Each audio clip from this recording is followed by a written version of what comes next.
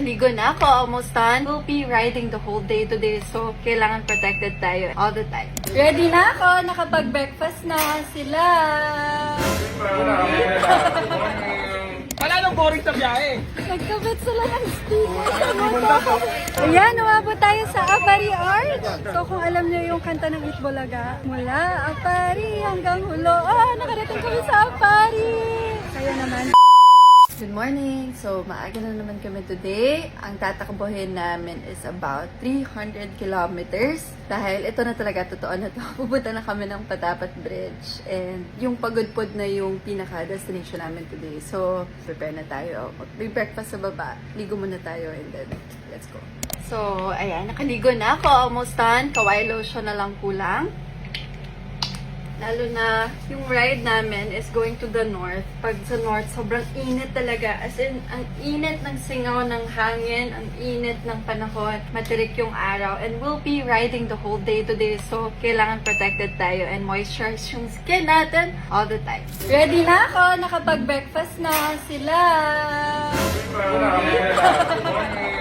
Wala nang boring sa biyahe. Nagkabit sila ng sticker sa moto.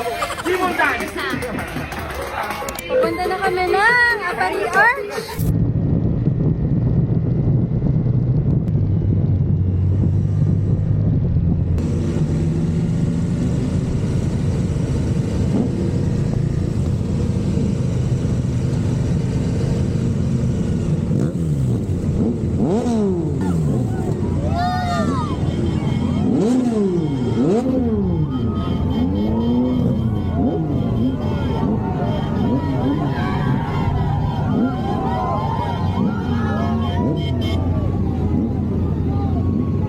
Sticker, ma'am. Thank you, ma'am. Mga sticker po. Ay, ang dami nagmamahal sa amin sa Apari!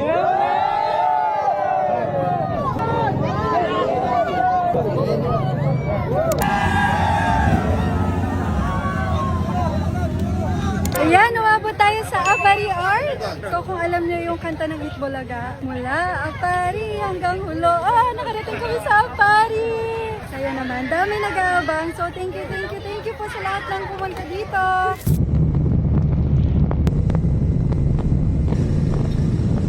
Good morning, South Beach! Super late na kasi kami dumating kagabi, kaya hindi na ako nakapag-video. But, here we are.